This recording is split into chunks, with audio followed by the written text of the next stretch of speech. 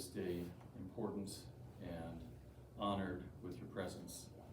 The family would like to take some time this morning and just reflect on Kristie's life and how it has impacted them and impacted you. And so just kind of relax right now, enjoy the memories that they have to share, and then we'll be back a little bit later with some instructions. But to begin things this morning, Tony's going to come forward and just kind of open up his heart and share a few things with you. So, thank you.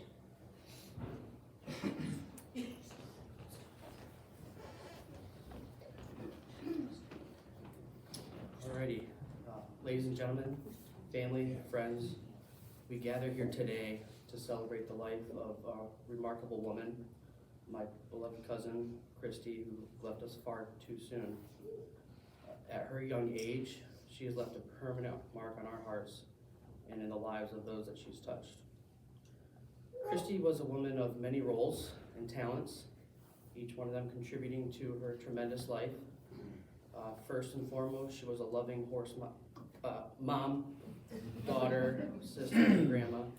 Her family, with the horses included, were the center of her universe, and the warmth of her love radiated in every embrace, every shared laugh, and every cherished moment spent together. When I reflect back and think about my memories with Kristie, every single one includes her huge smile and her contagious, fun laugh. Yesterday, hearing people share their stories, it really highlighted her free spirit. And you could see as you watch through the slideshow of pictures that she truly was living her best life. From the punk rocker that some idolized her for, to the horse show person that people sought to be like.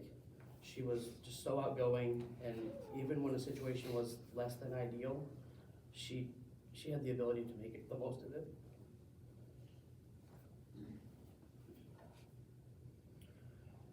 Kristie grew up here in Amherst, and she graduated from Amherst schools. After school, she became a U.S. Marine from 1990 to 1993, and she was a mechanic. She served in Desert Storm, and she had the privilege of serving our nation across multiple other countries. She even drove a tank, so I don't know if I was gonna say that, but that's pretty cool. And, yeah.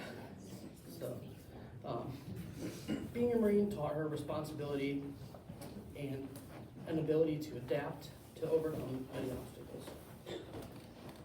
A dedicated and passionate teacher, Kristie found fulfillment in shaping young minds. It's hard to see with tears in her eyes. You should warn me about that. With patience and kindness, she imparted knowledge and instilled a love for learning in her students. I'm sure just knowing Kristie, her students all loved her and enjoyed her many laughs along with her lessons, and her coworkers were privileged to work alongside her and see the way that she can light up the room. Beyond the classroom, she had a deep affection for horses, as we all know.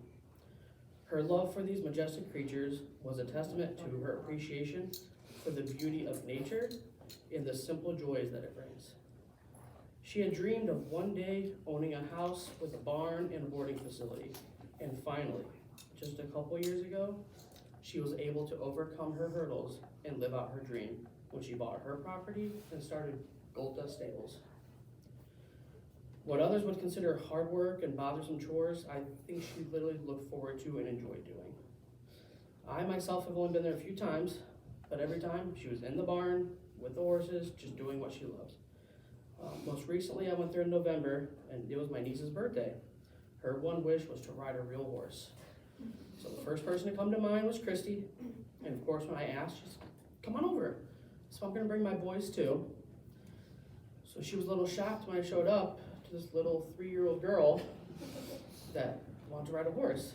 She said, I've never done this. I said, me neither.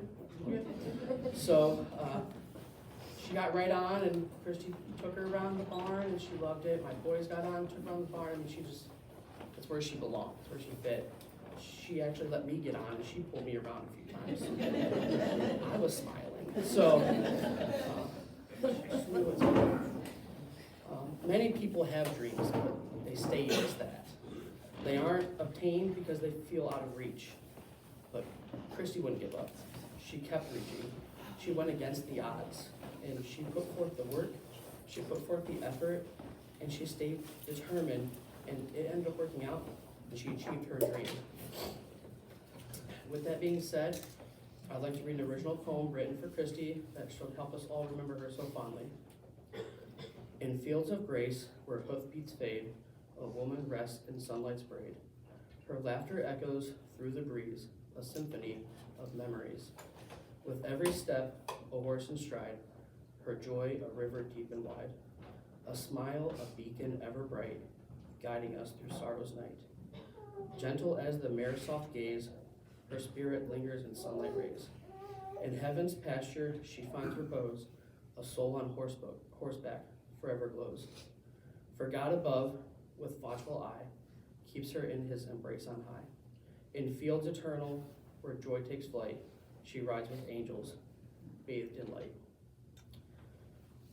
As we reflect on her life, just let us remember the laughter that was shared during family gatherings, the lessons learned in her classrooms, the moments of peace found in the company of her horses.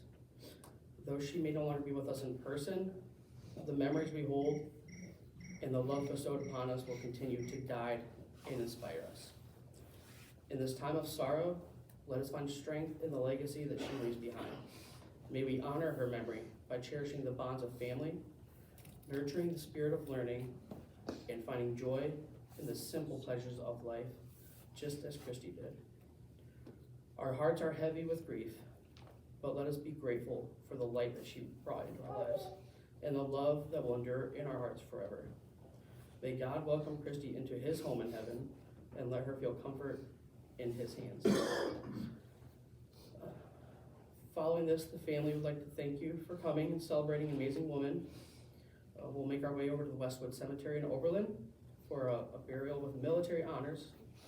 And then following the burial, they welcome you back to the VFW here in Amherst for a luncheon to share great memories, give a hug, and share stories you might have with Kristie.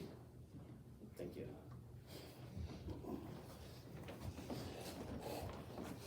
You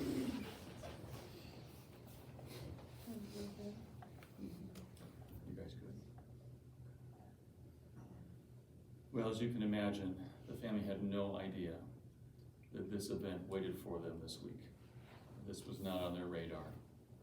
And they are stunned to be sitting here and experiencing a loss and a pain that can't be expressed. And life has demanded that they be here today. They have to come here to say these goodbyes, to release someone they cherish. But that is not the same for you. You don't have to be here. This is a hard place to come. Everybody understands that. No one wants to be in this building. But the family is here because life has asked them to be. You are here because you've chosen to be here. You have chosen to set aside all the details of your calendar and the responsibilities that you have and come here of your own volition to this difficult place on this difficult day to walk by their side.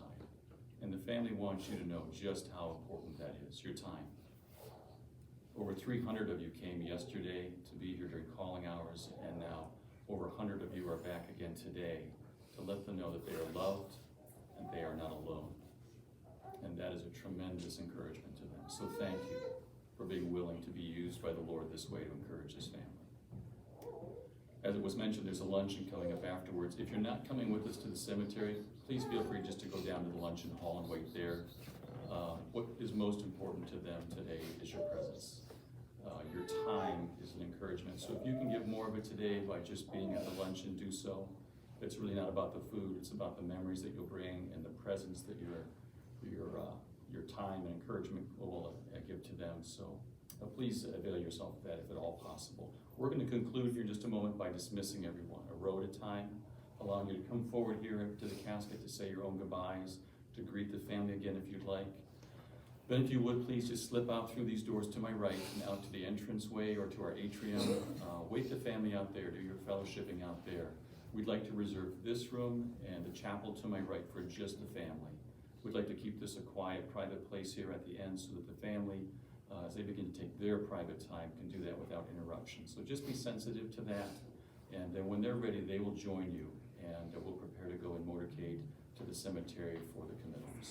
Remain seated and we will come to you.